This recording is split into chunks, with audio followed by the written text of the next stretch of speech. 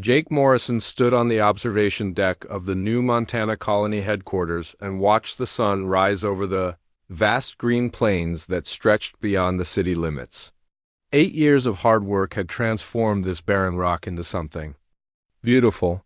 The terraforming machines hummed quietly in the distance, still working to perfect the atmosphere that now allowed children to play outside without breathing masks.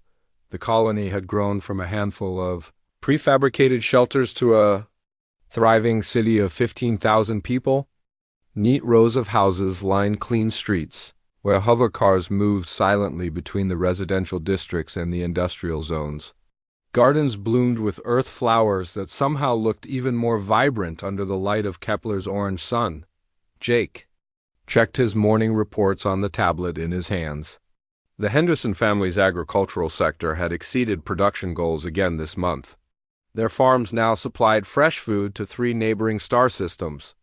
Mining operations in the northern mountains were pulling rare minerals from the ground at record rates. Dr. Lisa Carter's medical facility had successfully treated a rare illness that affected some of the native wildlife, proving that humans and the local ecosystem could coexist peacefully. Everything was perfect. Maybe too perfect. Danny Price burst through the observation deck doors with sweat beading on his forehead. The young communications officer rarely showed such urgency unless something was seriously wrong. He held a scanner in his trembling hands, and his usually calm voice cracked when he spoke. "Sir, we're picking up massive energy signatures on the long-range sensors. Multiple contacts approaching from the outer system. They're big, sir, really big." Jake took the scanner and studied the readings. 12 large objects were moving toward New Montana at high speed. The energy signatures were unlike anything in the colony's database. These weren't merchant ships or colonial transports. The power output suggested military vessels of enormous size. "Have you tried to establish communication?" Jake asked. "Yes, sir. I've been broadcasting on all standard frequencies for the past hour. No response. They're not even acknowledging our signals." Captain Amy Rodriguez appeared on the deck, her military uniform crisp despite the early hour. The Colonial Defense Force commander had served in the Earth Fleet before volunteering for frontier duty. Her experience showed in the way she carried herself and the quick way she analyzed situations. "I've scrambled both patrol ships," she reported. "The defensive platforms are powering up their weapon systems. Whatever's coming our way, we'll be ready for them." Jake knew their defenses were minimal. 2 small patrol ships and a handful of orbital defense platforms were designed to handle pirates or smugglers, not a major military force. The colony had never needed serious protection this far from any conflict zones. "How long until they reach us?" he asked. Danny checked his readings again. "At current speed, approximately 6 hours. Amy shook her head grimly. "My ships can intercept them in 4 hours if we launch immediately." "Maybe we can convince them to talk before they reach the planet." "Do it," Jake ordered. "But be careful. We don't know what we're dealing with here." Within minutes, the 2 patrol ships lifted off from the colony's small spaceport. Jake watched their exhaust trails disappear into the morning sky as they accelerated toward whatever was coming. He had a sick feeling in his stomach that told him this peaceful morning might be the last one New Montana would ever see. Dr. Lisa Carter arrived at the headquarters an hour later with her medical bag slung over her shoulder. She had been treating injured workers at the northern mining facility when Danny's emergency broadcast reached her. Her usually bright smile was replaced by a look of serious concern. "What's the situation?" she asked. "Unknown fleet approaching," Jake replied. "Amy's gone to intercept with both patrol ships. We're trying to establish communication, but they're not responding." Lisa nodded and checked her medical supplies. "I'll prepare the hospital for possible casualties, just in case." The morning hours passed slowly as the colony waited for news from their defenders. Normal activities continued, but everyone could feel the tension in the air. Children walked to school under the watchful eyes of nervous parents. Workers reported to their jobs, but kept checking the sky for signs of trouble. Jake paced the command center while Danny monitored the communications array. Regular reports came from Amy's patrol ships as they closed distance with the unknown fleet. The energy signatures grew stronger with each passing hour. Whatever was approaching New Montana was massive beyond anything humans had encountered before. The Henderson family continued working their farms despite the approaching threat. Bob Henderson had lived through the early colonial days when supply ships sometimes arrived months late. He believed in keeping busy when worry threatened to take over. His wife Mary organized the children's activities while keeping one eye on the sky. Their youngest son, Pete, helped load fresh vegetables onto transport vehicles that would carry food to the city's emergency shelters. At noon, Amy's voice crackled through the communication system with the first real information they had received. All day, her patrol ships had made visual contact with the approaching fleet. What she described made everyone in the command center fall silent. 12 massive warships, Amy reported. Each one at least 3 times the size of anything in our database. Dark metal hulls with weapon arrays that I've never seen before. They're not responding to any of our signals.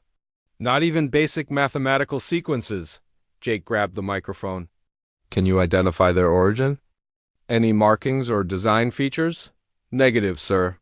The hull configuration is completely alien. These definitely aren't human ships or any of the known friendly species. I'm maintaining distance, but they've definitely detected us. They're changing. Course to intercept. The next transmission from Amy came 20 minutes later, and her voice carried barely controlled fear. Sir, they've locked weapons on us. Multiple targeting beams are painting both of my ships. I don't think they want to talk. Before Jake could respond, the transmission cut to static. Danny worked frantically at his console, trying to re-establish contact with the patrol ships. Long minutes passed before Amy's voice returned, weaker and filled with interference. They fired warning shots, she reported. Plasma bolts that missed us by less than 50 meters. These weapons are far beyond anything we have. I'm ordering my ships to withdraw. We can't fight this. Jake made the hardest decision of his administrative career. All ships return to base immediately. Prepare the colony for emergency procedures. This is not a drill.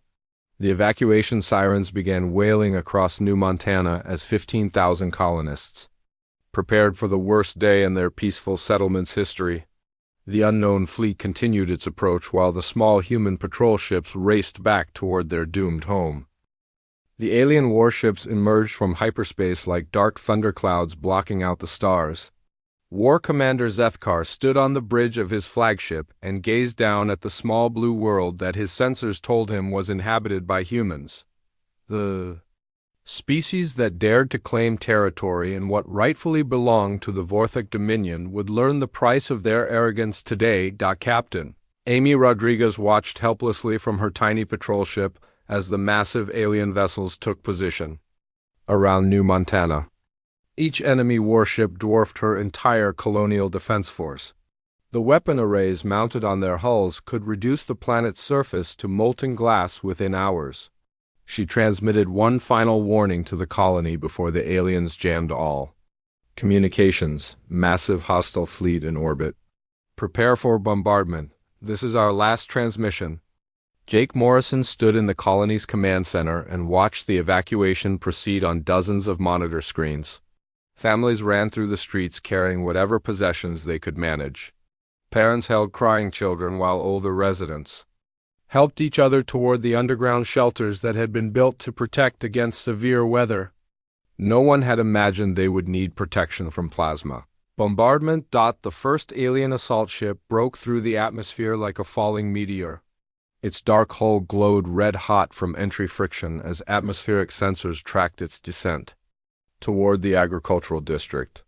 More ships followed in perfect formation, their target coordinates programmed to hit every major population center simultaneously. Bob Henderson was loading the last harvest truck when the sky began to burn.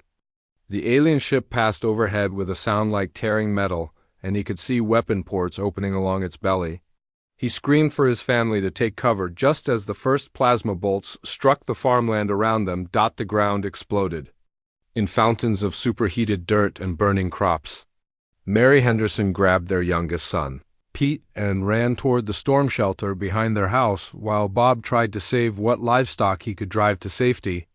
The family's peaceful farm became a battlefield in seconds, as more plasma strikes turned their fields into smoking craters. Dr. Lisa Carter was organizing medical supplies in the underground hospital when the building above her head shook from the first bombardment.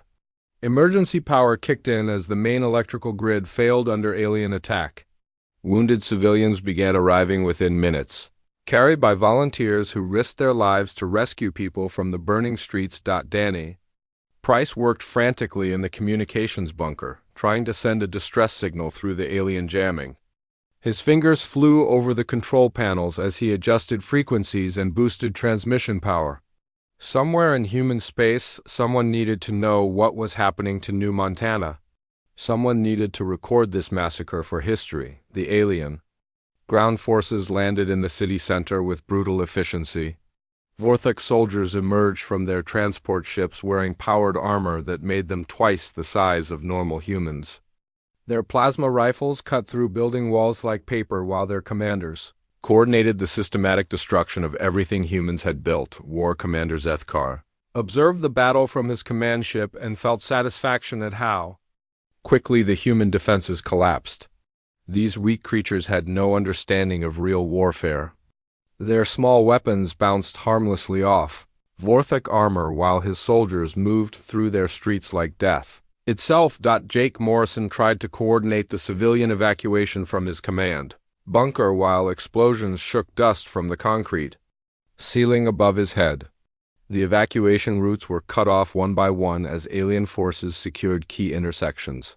Thousands of colonists were trapped in their homes or caught in the open between their houses and the safety of the underground shelters. Captain Rodriguez brought her patrol ships down into the atmosphere for one desperate attack run against the alien ground forces. Her small plasma cannons managed to destroy 2 enemy transports before overwhelming return fire crippled both of her vessels. She ejected just before her ship crashed into the burning remains of the colony's shopping district. The Henderson family reached their storm shelter as plasma fire reduced their farmhouse to ash behind them. Bob sealed the heavy door while Mary tried to calm Pete, whose young mind could not understand why strangers were destroying everything he had ever known. The sound of alien soldiers searching the ruins above them came through the concrete walls, like the footsteps of monsters. Dr. Carter worked without rest as more wounded arrived at the underground hospital.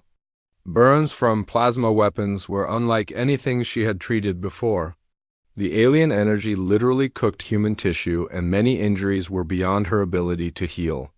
She did what she could with limited supplies while the building shook from explosions overhead. Danny finally managed to punch a signal through the alien jamming and began transmitting everything he had recorded. Images of the bombardment, audio recordings of the attack, and a desperate plea for help went out toward human space at the speed of light. The transmission would take weeks to reach Earth, but it might be the only evidence that New Montana had ever existed. War Commander Zethkar personally led the final assault on the colony's government buildings. His soldiers blasted through the reinforced doors and advanced through corridors filled with smoke and debris. The human administrator would serve as an example to others who thought they could resist. Vorthok expansion. Jake Morrison made his last stand in the command center with a small group of security officers. Their light weapons barely scratched the alien armor, but they fought anyway because surrender was not an option. When the aliens finally broke through, Jake was still trying to destroy the computer systems that contained information about other human colonies. The massacre continued for 6 hours, until no building stood intact and no human walked the surface of New Montana. Of 15,000 colonists, fewer than 3,000 survived in scattered underground bunkers. The Vorthak had made their point with overwhelming violence. War Commander Zethkar broadcast his message throughout human space from the ruins of the colony. His words were translated by captured human computers and transmitted on all frequencies that humans used for communication. This world belonged to creatures who called themselves humans. They built cities on land that rightfully belongs to the Vorthok Dominion. Now their cities are ash and their people are dead. Any humans who resist our expansion will share this fate. Your species is weak and your weapons are pathetic. Submit or be destroyed. The transmission reached the first human relay station 3 weeks later, carrying images of the complete destruction of New Montana and the slaughter of 12,000 innocent civilians. When the colonial authorities on Earth saw what had been done to their people, something awakened in humanity that had been sleeping since their ancestors first learned to make fire and fight back against the darkness. Admiral Kevin Brooks stood in the center of the Colonial Senate chamber and watched the faces of 200 senators turn pale as the holographic display showed the complete destruction of New Montana. The images that Danny Price had managed to transmit before the colony fell played in horrifying detail above their heads. Children running from burning schools, families torn apart by plasma fire, and the systematic murder of 12,000 innocent civilians. Senator Patricia Wells, who had spent her entire political career advocating for peaceful solutions to interstellar conflicts, broke down in tears as she watched a Vorthok soldier execute a group of surrendering colonists.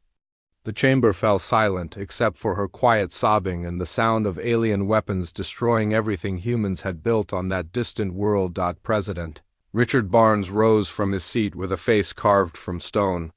His voice carried across the chamber with absolute authority as he spoke words that would change the course of human history. The Vorthok Dominion has declared war on humanity by attacking our innocent civilians. They have shown us no mercy, and we will show them none in return. I hereby invoke Protocol 7 and declare a state of total war against the Vorthok and any species that supports them. The senators erupted in shouts of approval and anger. Protocol 7 had been written into human law after first contact with alien civilizations but had never been used. It gave the military unlimited authority and resources to defend humanity against existential threats. Every industrial facility, every shipyard, and every human world would now serve the war effort. General Sandra Murphy stepped forward from the shadows at the back of the chamber. Most senators had never heard of her or the Strategic Defense Initiative that she commanded. Her organization had worked in complete secrecy for 30 years, preparing for exactly this moment. The time for secrets was over. Project Dragonfire is now active, she announced. All hidden assets are authorized for deployment. Admiral Brooks activated his personal communicator and spoke a single code phrase that had been waiting decades to be used. Dragon protocols are active. All units to battle stations. Across the Sol system, massive shipyards that appeared to be civilian industrial facilities suddenly revealed their true purpose. Asteroid mining stations opened hidden doors to release warships that had been built in absolute secrecy. Space platforms that claimed to be research facilities began powering up weapon systems that incorporated technology far beyond what any alien species knew humans possessed. The flagship of the secret fleet was the UTS Retribution, a massive dreadnought that had been constructed inside a hollowed-out asteroid in the outer system. Captain Frank Nelson had commanded the vessel for 5 years, training his crew for a war that everyone hoped would never come. His ship mounted experimental weapons that could crack a planet in half in defensive systems that had been tested against every known alien technology. Commander Ashley Turner received her activation orders while leading a training exercise in the deep space combat facility hidden behind Jupiter's largest moon. Dragon Squadron consisted of humanity's finest pilots, each one selected from thousands of candidates and trained in warfare techniques that other species had never imagined. Her fighters were equipped with technology that made them faster and deadlier than anything flying in known space. Lieutenant Tony Garcia and Lieutenant Maria Santos were running combat simulations when the alert klaxons began sounding throughout the facility. They had drilled for this moment countless times, but the reality of actual war sent adrenaline coursing through their veins. The aliens who had murdered innocent colonists would learn what human pilots could do when their families were threatened. Dr. Philip Chun worked frantically in the weapons development laboratory buried beneath the mountains of Colorado. His team had spent 20 years creating weapons specifically designed to penetrate alien armor and destroy alien ships. The focused plasma cannons and kinetic bombardment systems they had developed would give human forces advantages that no enemy would expect. Lieutenant Commander Ryan Bell supervised the loading of experimental ammunition aboard the Retribution, while Chief Engineer Janet Walsh ran final checks on the ship's revolutionary drive systems. The vessel could travel faster than any known alien ship and strike targets with precision that would seem impossible to enemy commanders. Captain Nelson addressed his crew over the ship's communication system as they prepared for their first combat deployment. His voice carried the calm confidence of a man who had trained his entire career for this moment. Today we begin the most important mission in human history. The aliens think we are weak farmers and miners who will submit to their threats. They have made a fatal mistake. We are the dragons they have awakened, and we will show them the true meaning of human warfare. The secret fleet began assembling at designated coordinates throughout the outer system. Vessels that had been hidden for decades emerged from their concealment and formed into battle groups that would have shocked every alien intelligence service in the galaxy. Humanity had been quietly preparing for interstellar war while pretending to be peaceful explorers and traders. President Barnes addressed the human population across all colonies and worlds in a speech that was broadcast simultaneously throughout human space. His words were calm but carried the weight of absolute determination. The Vorthak believe they can terrorize us into submission by murdering our children and destroying our homes. They are wrong. We have prepared for this day since we first reached for the stars. Our response will be swift, overwhelming, and final. The mobilization continued around the clock as civilian industries converted to military production and reserve. Personnel reported to duty stations they had never known existed.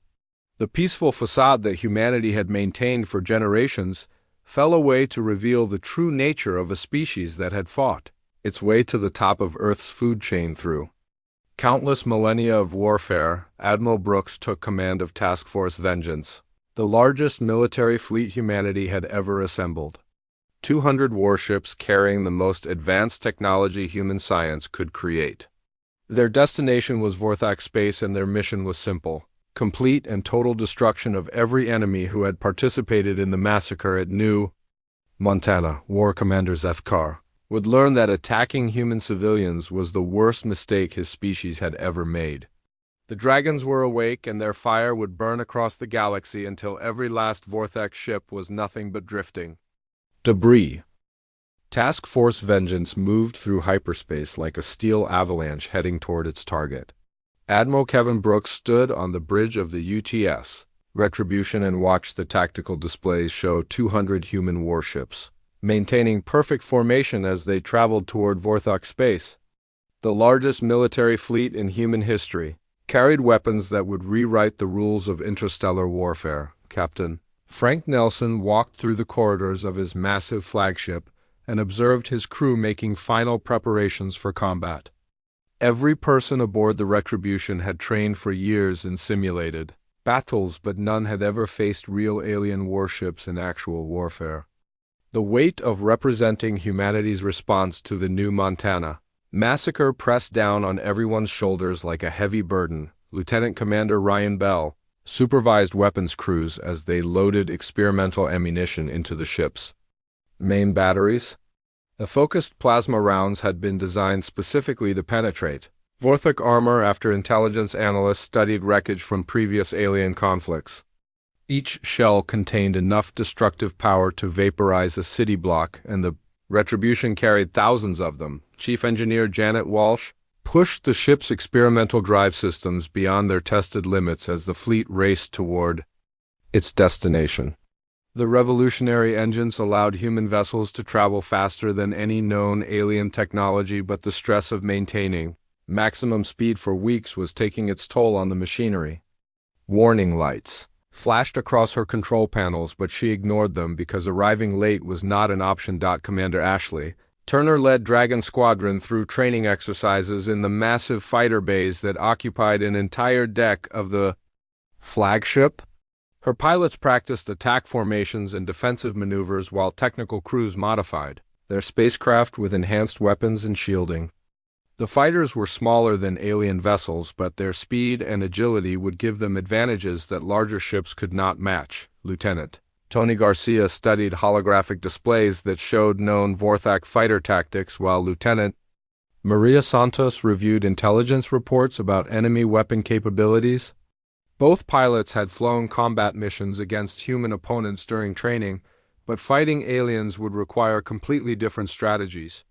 The enemy used energy weapons and powered armor that human forces had never encountered in real battles. Chief Mechanic Steve Parker worked without rest to ensure every fighter was operating at peak performance. The modified engines and weapon systems pushed the small spacecraft to their mechanical limits, and any failure during combat would mean certain death for the pilot. His team checked and rechecked every system, while the fighters were prepared for launch. Dr. Philip Chung monitored the performance of his experimental weapons from the laboratory facilities aboard several ships in the fleet. The kinetic bombardment systems and plasma cannons had performed perfectly during testing, but real combat would be the ultimate proof of their effectiveness. 20 years of secret development work would be judged by how well his creations destroyed alien warships. The fleet's destination was Zarian Prime, a heavily fortified Vorthak system that served as a staging area for military operations throughout their territory. Intelligence gathered from intercepted alien communications indicated that War Commander Zethkar had returned there after destroying New Montana. The alien responsible for murdering 12,000 innocent civilians would face human justice. Admiral Brooks reviewed the battle plans with his senior officers as they prepared to drop out of hyperspace. The element of surprise would be crucial, because the Vorthak still believed humans were weak and poorly armed. No alien intelligence service knew about Project Dragonfire or the secret weapons that human scientists had developed during decades of preparation.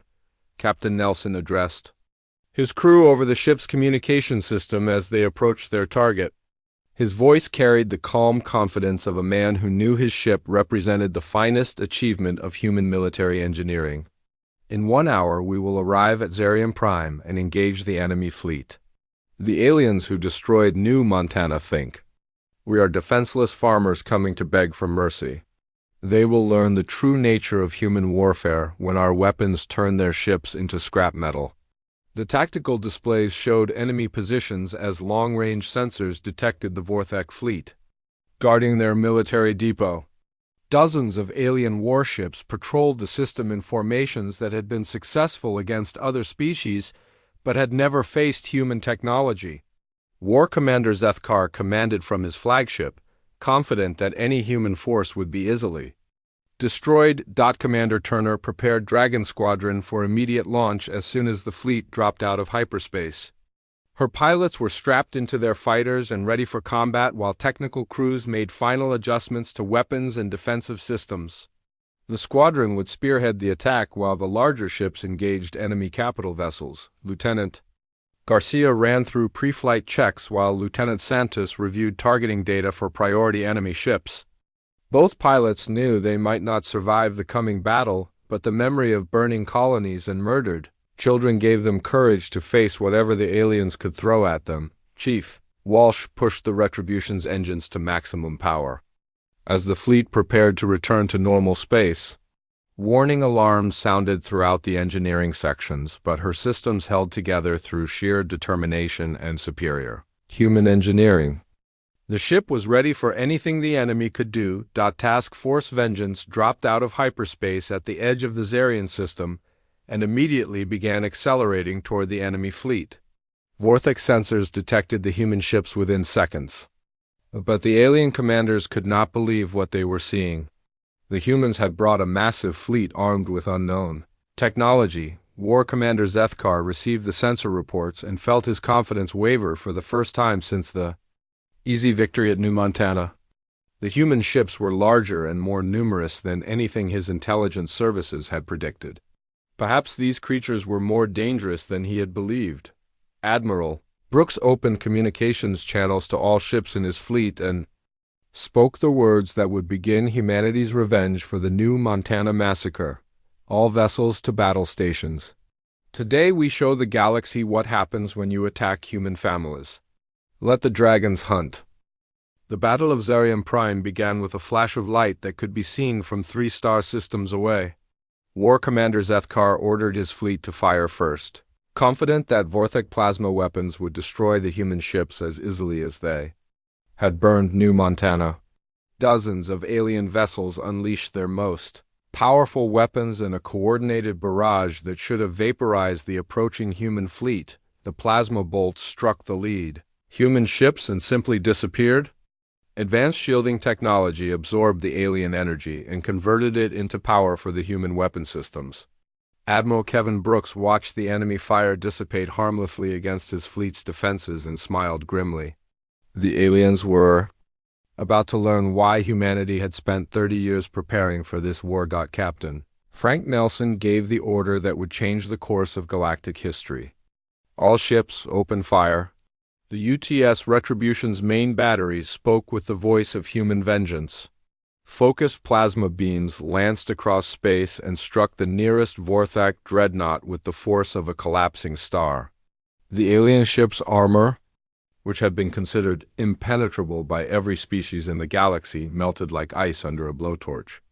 The massive warship broke apart in a brilliant explosion that sent shockwaves through both fleets. Lieutenant Commander Ryan Bell coordinated the firing sequence as human weapons tore through enemy ships with surgical precision. The experimental ammunition performed exactly as Dr. Philip Chan had promised during years of secret testing. Vorthok vessels that had terrorized dozens of worlds simply ceased to exist under the withering barrage of human firepower. Dragon Squadron launched from multiple carriers simultaneously, their fighters swarming through the battlefield like angry hornets defending their hive. Commander Ashley Turner led the assault on War Commander Zethkar's flagship, while her pilots engaged enemy fighters that had never faced opponents with such speed and maneuverability. Lieutenant Tony Garcia rolled his fighter through a complex spiral that brought him behind a Vorthok interceptor. His enhanced plasma cannons punched through the alien's armor in a single burst, sending the enemy ship tumbling into the void. Lieutenant Maria Santos coordinated with her wingmen to bracket an enemy squadron, their crossfire eliminating 6 alien fighters in as many seconds. The superior training and equipment of human pilots became immediately apparent as Vorthok fighters exploded throughout the battle zone. The aliens had relied on superior numbers and heavier armor but found themselves outmatched by opponents who fought with precision and teamwork they had never encountered before. Chief Engineer Janet Walsh pushed the Retribution systems beyond their designed limits as Captain Nelson maneuvered his flagship through the enemy formation. The massive dreadnought moved with impossible grace for a ship of its size, its experimental engines allowing maneuvers that confused and terrified the Vorthok commanders. War Commander Zethkar watched his fleet being systematically destroyed and felt fear for the first time in his military career. The humans were supposed to be weak creatures who could barely defend their own colonies. Instead, they fought with technology and tactics that made his own forces look primitive by comparison. Admiral Brooks directed the battle from his command center while tactical displays showed enemy ships disappearing from the screen with alarming speed. The human fleet fought with coordinated precision that turned what should have been a desperate battle into a methodical execution of every alien vessel in the system. The Vorthok tried to retreat when half their fleet had been destroyed. But human ships were faster and their weapons had longer range. Captain Nelson pursued the fleeing aliens with relentless determination while his gun crews maintained devastating accurate fire. Every enemy ship that tried to escape was hunted down and destroyed without mercy. Commander Turner led Dragon Squadron in a direct assault on the enemy flagship as War Commander Zethkar attempted to flee the battle. Her fighters weaved through defensive fire that would have been impossible for any other pilots to survive.